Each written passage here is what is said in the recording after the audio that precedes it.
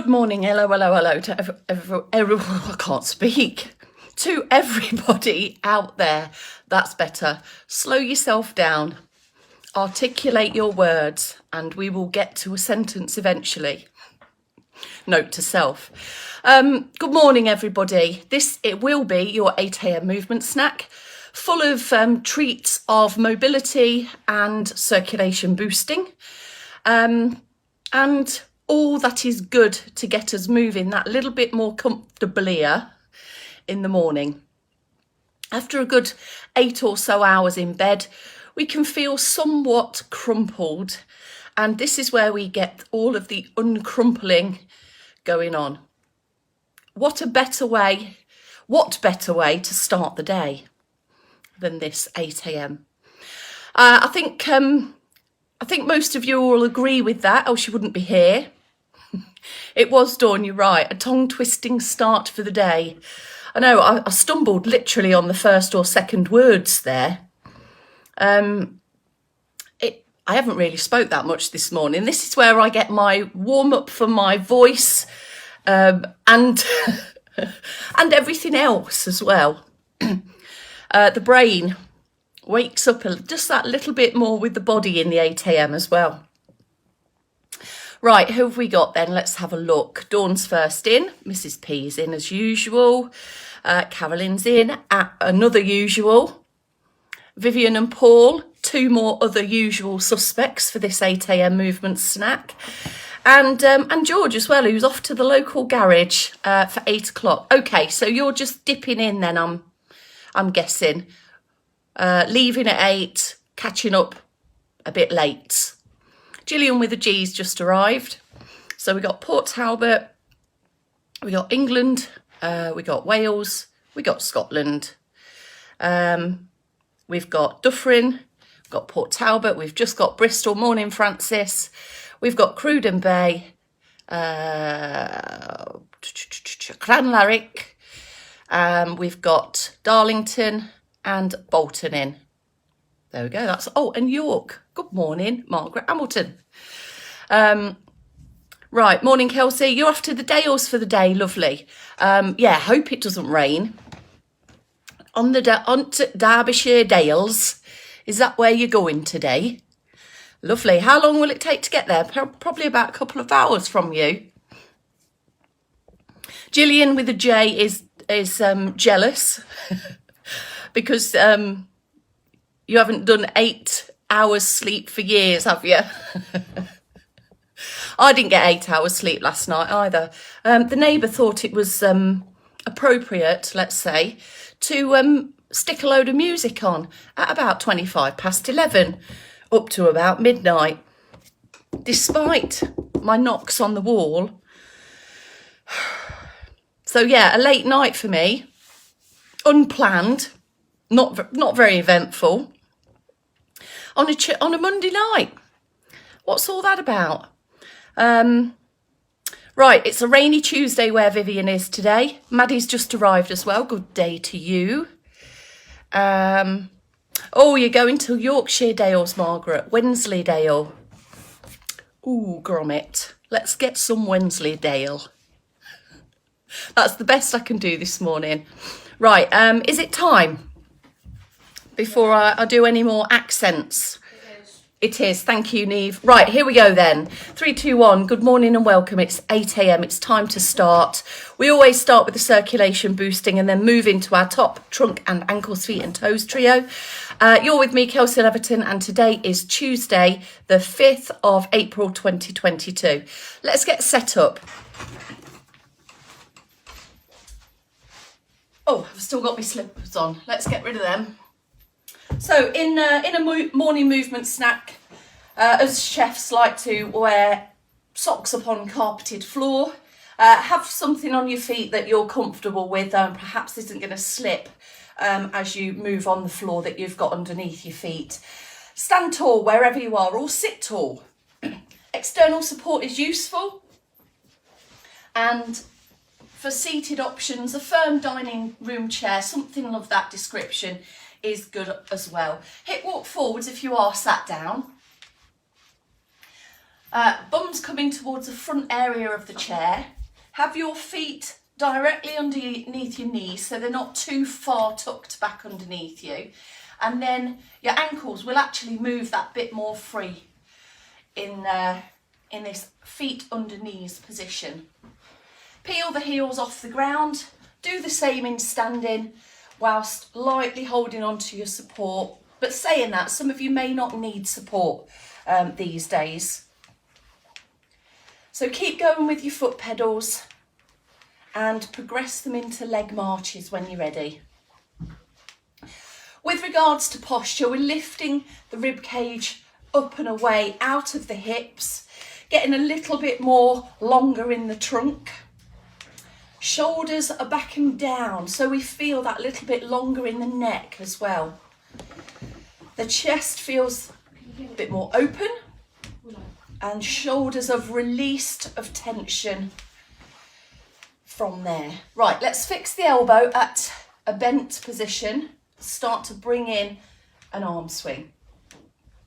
You might only want to bring one arm swing in at a time, or you might want to bring both arms into the mix together, providing this doesn't throw you in a balance challenge and you're confident in letting go of your support as well. Keep going with that. Now, if the knees are coming up too high in seated, you might feel yourself sink or rock backwards. Try and stay as forwards and upwards as you can. And if your hips do start to fatigue, just bring in some foot pedals. Or leave the legs still for a moment and march through the arms instead. So you've got a few different options to choose from. One or two different combinations, but just a couple of moves to focus on. Now this should boost the warmth through your muscles and in turn, see you later darling, have a good day at school. And in turn, before I was so interrupted there, should begin to loosen your joints and bring some warmth into the joints as well. I'm going to go back to foot pedals for a moment. You might do any of the above that we've covered already, but just keep moving. Right, steady yourself down. We'll bring that to a close. Now, for most of these standing options, you may want to go that little bit wider with your feet, broaden out the base of support. There's another option as well, whereby you can keep your fingertips resting on external support, or alternatively, take a bit of a reverse up to a wall, mine's a radiator, or a cupboard or a table, and just rest your hips against them, just as a little bit of a reference point. So shoulder lifts and shoulder rolls is where we're going to start. So here we go with a lift. Decreasing the space, but then increasing the space between your ears and your shoulders. Feel the neck just lengthen that little bit more as you press or even just reach your arms down. Standing options with holding on. Be quite close to your support here so that your arms aren't having to reach for the support. And of course, seated, just sitting high onto those sit bones. So we've got a slight inward curve of the lower spine if you can achieve that best you can. Shoulder rolls then, always backwards, which is more opening, which improves our posture, which loosens our shoulder joints and shoulder area, and as well it's got some movement all around the muscles, so neck, chest, shoulders, upper back, lots of bits and pieces involved here, and looser shoulders will make for freer movements through your arms. Right, have a pause there. If you normally get dizzy on head turns or you feel unsteady when turning and glancing side to side, then you may want to come into seated, or you may want to hold on to your external support. Wherever you are, sit, stand tall. Relax those shoulders back and down, just where we've reminded them to be. And then take a steady, moving sideways glance back to the middle.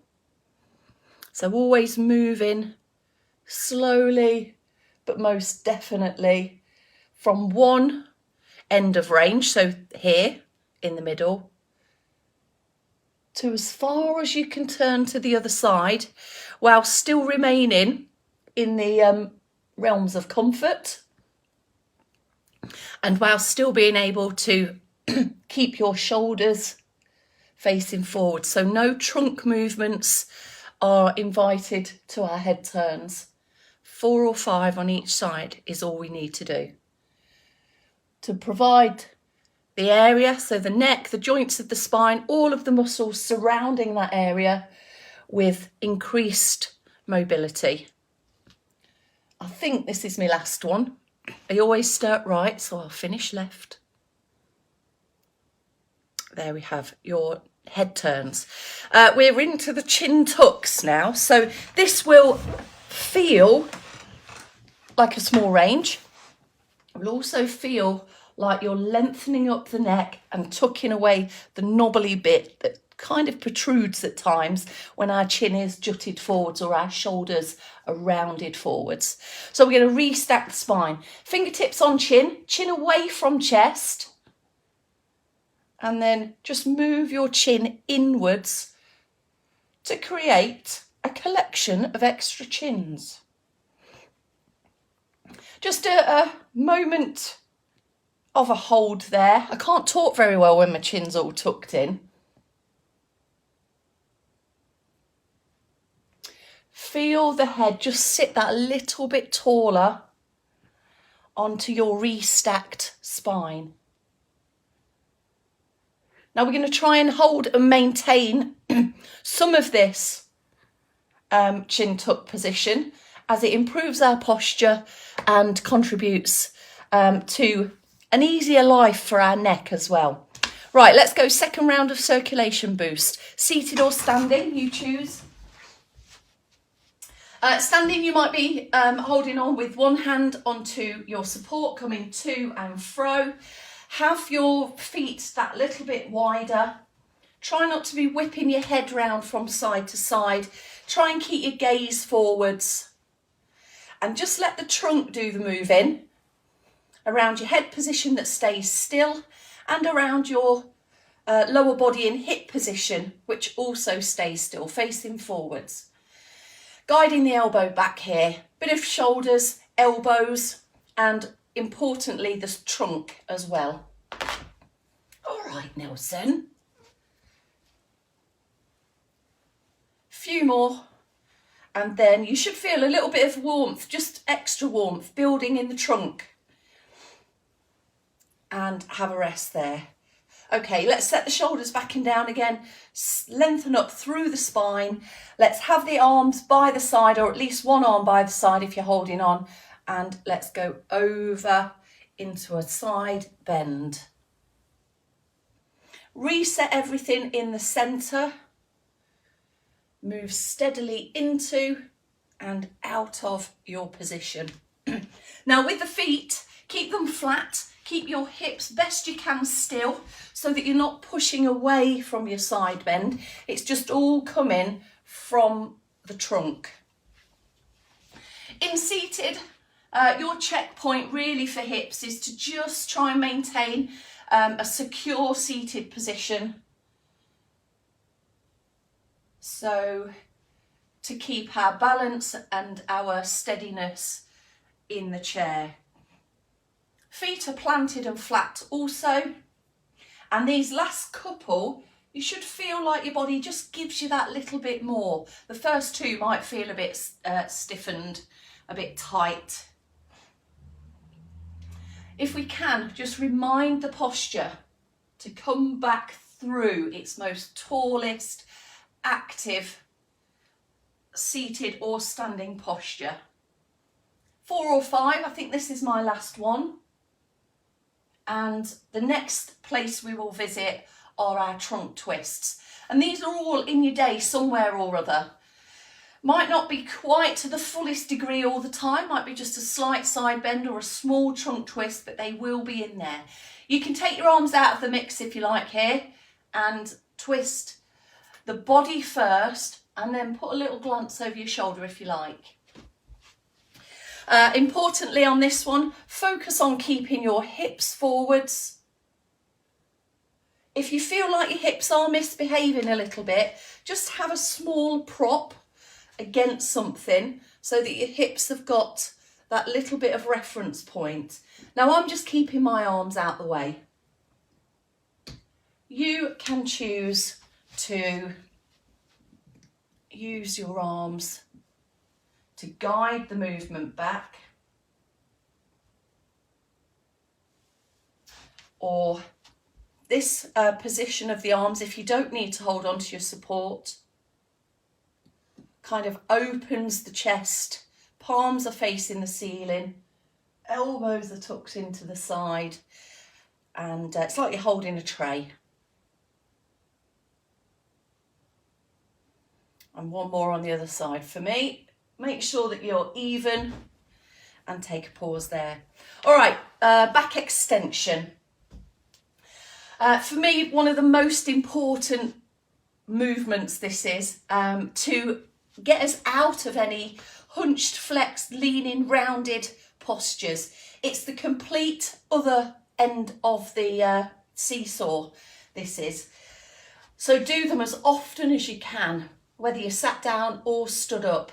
Here we go with a wide position for the feet, holding on to support, chin tucked in so the weight of the head doesn't make you feel overbalancing backwards, and lift up through the rib cage like someone's got you under the armpits as a child is just picking you up, lifting up there and then taking a small but definite lean backwards out of that good posture position. In seated, you can have your hands on thighs or hands round at the side of your hips.